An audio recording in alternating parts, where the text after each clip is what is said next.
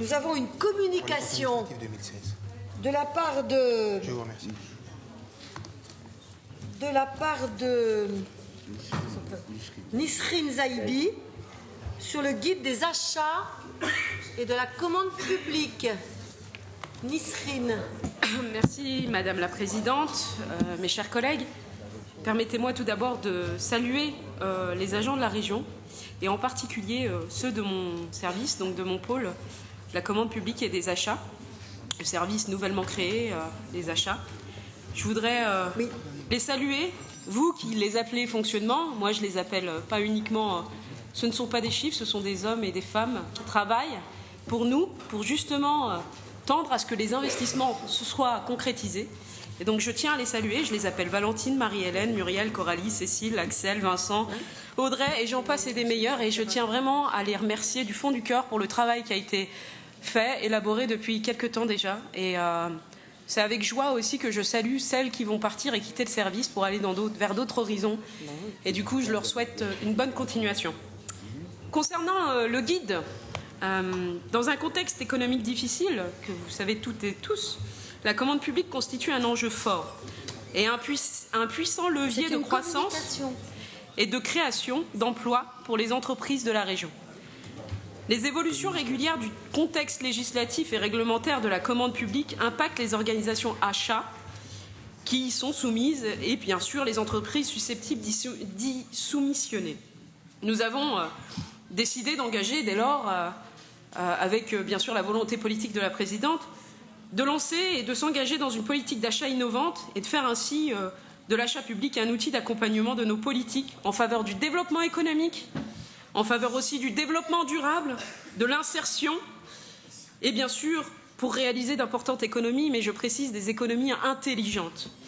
La région, la nôtre, engage sous forme de marché public entre 200 et 300 millions d'euros annuels d'achats directs par an, ce qui n'est pas rien. C'est important de le souligner.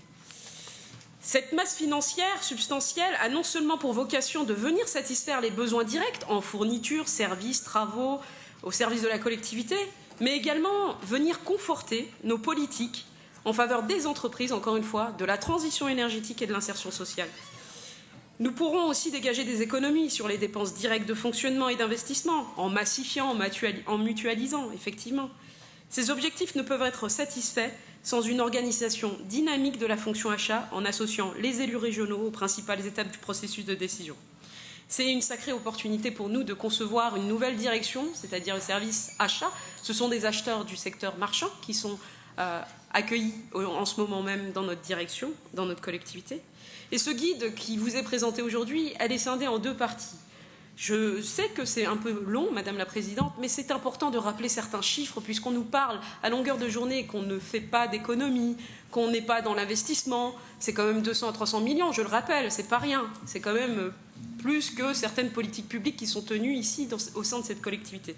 Et donc pour revenir sur ces deux parties, vous avez une première partie qui est consacrée à la définition donc, des orientations affectées à l'achat public, et puis la deuxième concerne les grands axes de l'organisation mise en place pour répondre à ces objectifs. Nous, acheteurs publics, pour sécuriser donc l'accès aux entreprises de la région à nos consultations, les entreprises locales, nous recourons régulièrement à des allotissements adaptés et à l'organisation d'une offre régionalisée. Nous complétons les cahiers des charges, par exemple, avec des descriptifs techniques permettant aux entreprises de la région de faire valoir leur savoir-faire.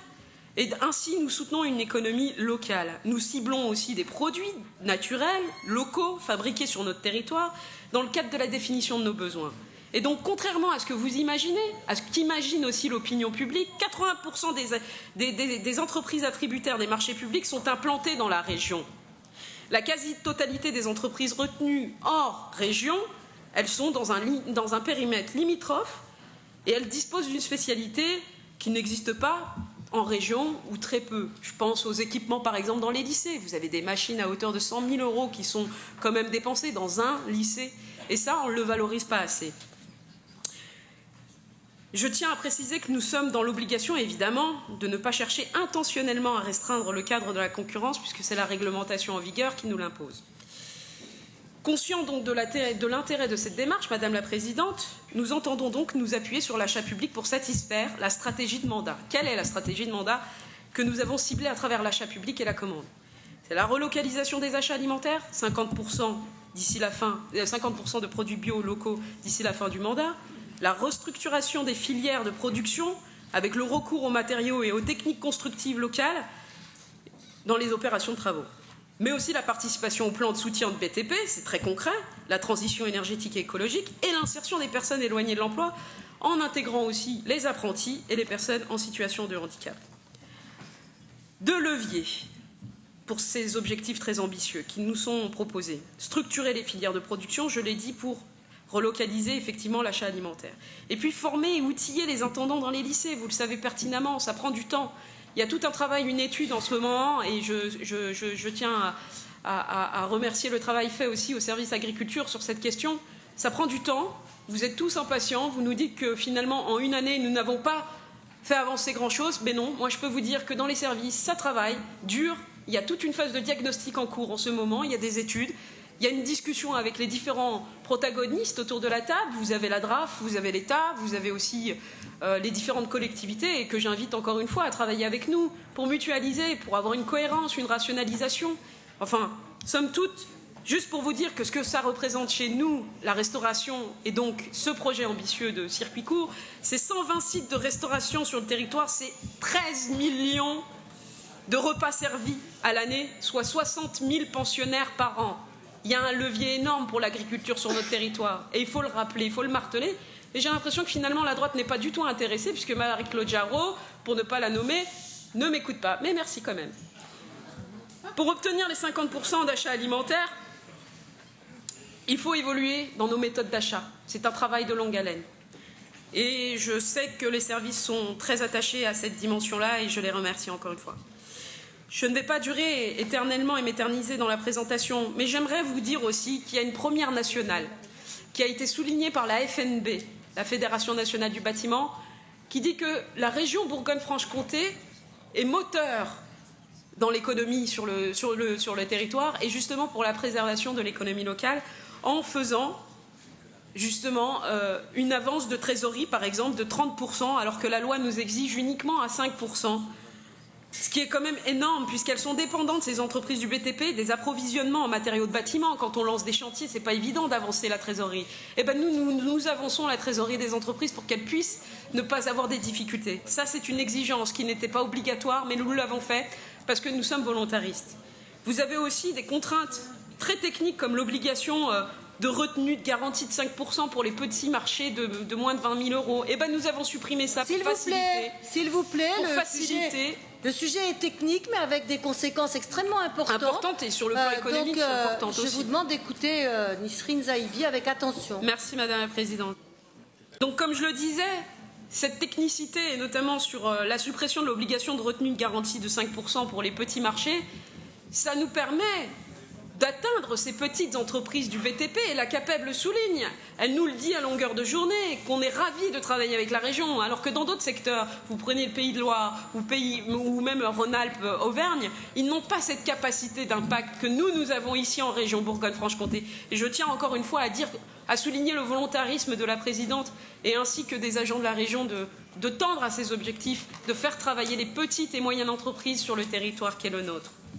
Et bien sûr, la fameuse clause Molière, qui, je le rappelle, est illégale, je tiens à le souligner, puisque ça amuse quelques-uns dans l'Assemblée, dans leur territoire, nous luttons concrètement contre les offres anormalement dites basses et contre le travail détaché en maintenant l'insertion, par exemple, en travaillant sur l'insertion professionnelle, notamment à travers les clauses d'insertion sur les marchés. À partir de 1 million de travaux, c'est 5% d'heures clausées obligatoires sur tous les chantiers qui nous concernent. Ce n'est pas rien. Nous travaillons sur la lutte donc anormalement basse, en justifiant, comme vous le savez, en demandant des justifications aux entreprises, en attribuant aussi des pourcentages faibles sur les critères prix, pour ne pas avoir le moins disant, mais le mieux disant, et la qualité prime. Et tout ça, les entreprises nous le soulignent et nous remercient. Donc ça casse un peu justement le discours que j'entends depuis tout à l'heure et comme le disait Jérôme, qui revient à chaque session finalement parce qu'on a l'habitude d'une certaine manière d'entendre ce genre de critiques non constructives malheureusement. En tout cas, voilà, je tiens à vous remercier pour cette écoute. Sachez qu'il vous a été donné, ce document. Vous pouvez l'étudier, l'analyser. N'hésitez pas à nous remonter quelques remarques, puisque c'est un document qui a vocation à être évolutif dans le temps, donc il n'est pas inscrit dans le marbre. Nous prenons toutes les remarques. Madame Coin l'a fait en réunion commission 1, Pascal Grappin aussi le fait régulièrement. Nous améliorons régulièrement nos méthodes. En tout cas, sachez qu'on vous écoute et bien sûr, on prend en compte aussi vos analyses. Donc, comme quoi, ce n'est pas forcément ce que j'ai entendu tout à l'heure. Merci, Madame la Présidente.